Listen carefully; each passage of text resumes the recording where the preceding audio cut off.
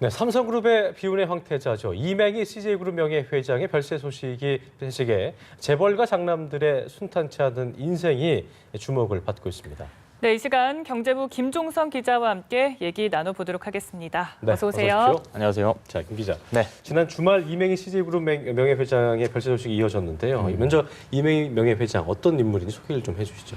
네, 우리 경제의 상징적인 인물이죠. 이병철 삼성그룹 창업주의 장남입니다. 네. 여러 아들들이 있는데 그중에서 이 장자이기 때문에 삼성그룹을 실질적으로 이끌 것이다라는 그런 기대감을 받았던 인물이기도 하죠. 네. 그런데 우리가 많이 알고 있는 내용으로는 국내보다도 해외에서 은둔형 CEO로 그리고 또 은둔의 재벌가 장남으로 통했던 그런 인물이기도 합니다. 그만큼 네네. 국내에서보다 해외에서 체류하는 시간이 상당히 많았다라고 말씀드릴 수 있겠고요. 네. 그 최근에 암으로 별세를 했습니다. 네. 과연 이병철 회장의 후계자가 누구인 것인가? 굉장히 논란이 많았던 부분이기도 합니다. 네. 삼성이 후계자로 지정이 된 이후에 열심히 기업 활동을 걸으면서 승승장구를 하기도 했었습니다.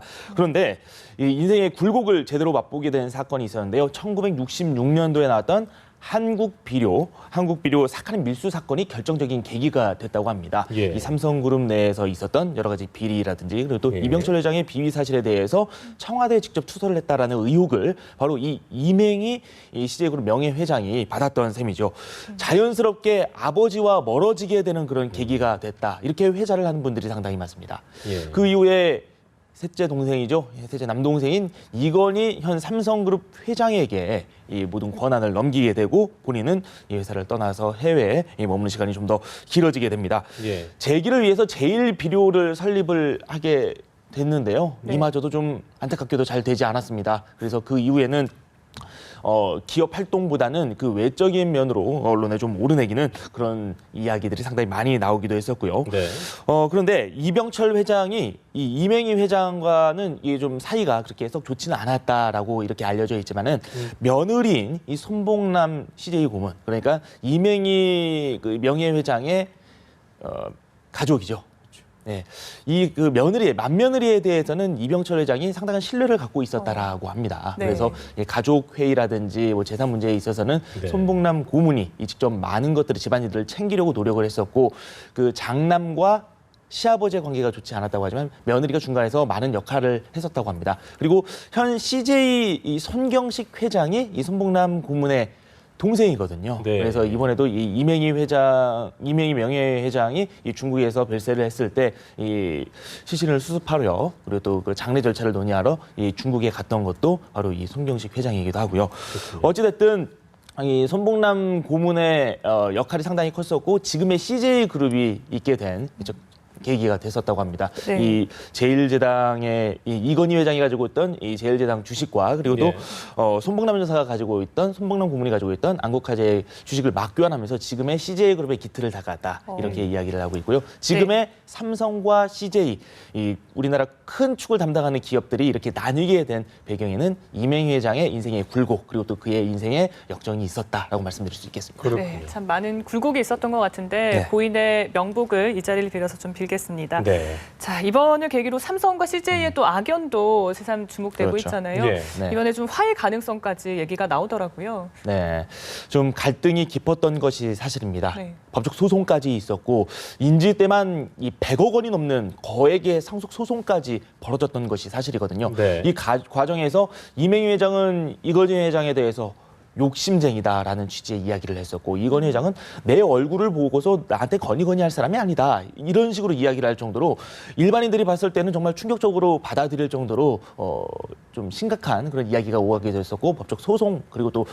판결이 일부 나오기도 했던 상황인데 네. 극적으로 이 소송을 취하하면서 파국으로 가지는 않았습니다. 네. 하지만 그 이병철 회장이 있는 그 삼성그룹 선영이 있는 곳에서도 CJ와 삼성 간의 이 출입문을 이용하는 부분 정말 사소한 문제이기도 한데 이런 부분에서 갈등이 있기도 했었고 이런 여러 가지 갈등이 노출되면서 정말 갈 때까지 간 것이 아니냐라는 그런 이야기까지 있었습니다. 네. 계속해서 이어질 것으로 예상이 됐었던 이 갈등은 화해를 하려는 그런 움직임들이 좀 있었던 것이 또 사실이거든요. 이재현 CJ그룹 회장이 그 수감 생활을 할 당시에 홍라희 관장을 비롯해서 예. 삼성과 며느리들 그리고 또 그 삼성과 여식들이 나서서 선처를 호소하는 네. 거기에는 또 이재용 이 삼성전자 부회장의 이름이 올라가기도 했었는데 그러면서 자연스럽게 화해가 되느냐 뭐 이런 부분에 대해서 좀 관심이 많았던 것이 사실이거든요. 네. 하지만 가장 중요한 건 당사자 간의 화해가 아니겠습니까? 그렇죠.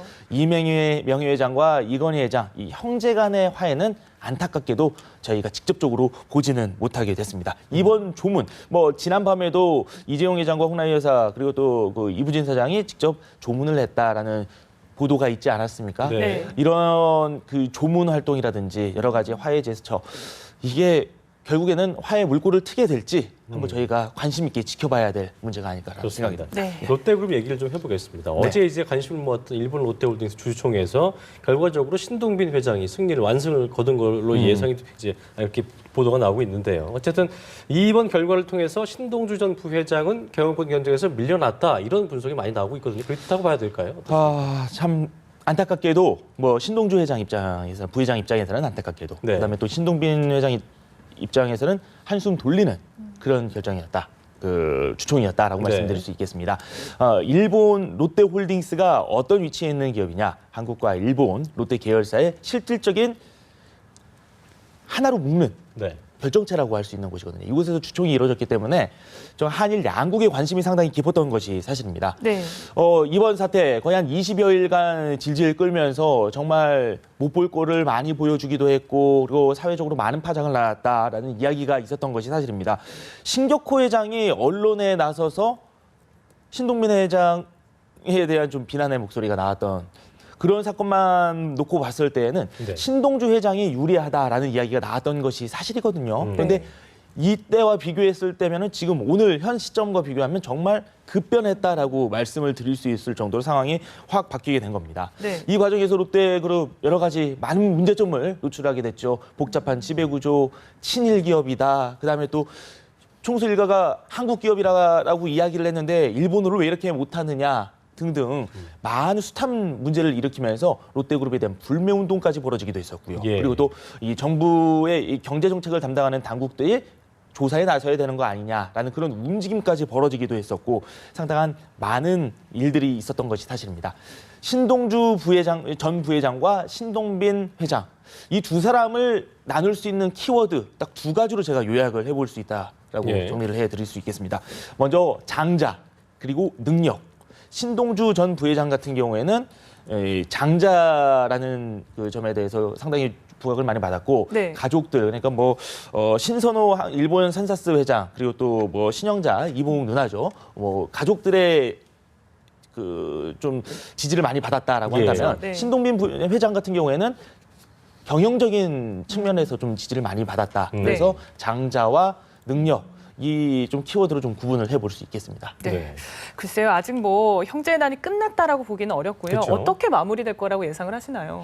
지금 뭐 꺼내들 수 있는 카드가 많이 없다. 저희 앞에서도 저희가 영상으로 보지 않았습니까? 네. 신동주 전 부회장이 꺼낼 수 있는 카드가 없다라는 이야기를 했었는데 그만큼 뭐 소송이라든지 여러 가지 나올 수 있는 방안이 있겠지만 그마저도 좀 여의치 않다라는 이야기가 나왔었고요. 네. 그리고 또 롯데그룹의 지배구조 개혁 과정에서 신동빈 회장이 결국에는 발목을 잡힐 수도 있다라는 이야기까지 나오고 있습니다. 롯데호텔 상장 과정에 최대 뭐 2년 이상 걸릴 수 있다라는 분석도 나왔는데 네. 이제 반대로 뭐 6개월 정도밖에 걸리지 않을 것이다 이런 이야기도 나왔고요. 상황은 좀 더 지켜봐야 되겠죠. 네. 네. 현대그룹 일가에서도 이 비운의 장남의 운명이 있었죠. 그 사례 네. 좀 소개해 주시죠. 네, 정몽필 전 인천제철 회장이 82년도에 사망을 했습니다. 네. 지금 현대그룹 장자라고 한다면 정몽구 현대기아차 회장을 떠올리기 마련인데 예. 이 정몽필 전 회장을 좀 떠올리는 분들도 상당히 많기도 하고 실질적인 장남이었죠. 네. 82년도 48살에 이른 나이에 별세를 하면서 네.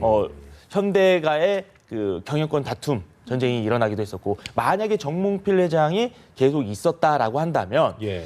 지금 우리나라 경제의 큰 축을 담당하고 있는 현대기아차, 그다음에 현대중공업그룹, 그다음에 현대그룹 등등에서 이 구조가 어떻게 바뀌었을지 그 부분도 상당히 관심을 교통사고로 끄는 지금 부분입니다. 숨지게 된 거군요. 네. 예. 네, 이런 형제 간의 다툼이 좀 계속해서 반복이 되는 것 같은데 왜 그렇다고 보시나요?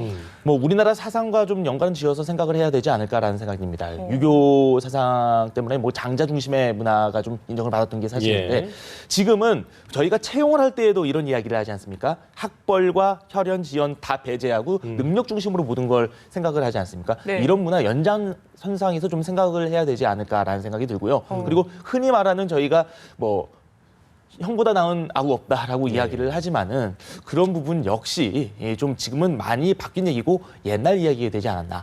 능력 중심. 그렇다고 해서 이 장자들이 결코 부족하다라는 게 아니라 그만큼 동생들도 예전 같았으면은 우리 형이 있으니까 나는 다른 일을 해야지. 이렇게 생각할 게 아니라 형이 있어도 나는 나대로 영역에서 또 충분히 활동을 할 수 있다라는 생각을 갖고 열심히 활동을 하면서 이런 뭐 문화, 기업 문화 그리고 또 가족 문화에도 예. 큰 변화를 가져오지 않았느냐 이렇게 생각을 하고 있습니다. 그렇군요. 네, 기업 문화가 좀 변화할 필요가 있다라고 말씀해 주셨습니다. 그리고 앞으로는 이런 비운의 운명 이런 건 네. 없었으면 그렇죠. 하는 뭐 것도 저희도 좋습니다. 봤을 때도 정말 안타깝지 않습니까? 그 내일 같다라는 생각이 들 정도로 그러니까요. 내 동생, 내 아버지, 내 여동생 뭐 이런 식으로 좀 생각을 해보면은 또 네. 다르게 느껴지지 않을까요? 그러니까요. 네, 알겠습니다. 지금까지 경제부 김종성 기자와 얘기 나눠봤습니다. 네. 오늘 고맙습니다. 고맙습니다.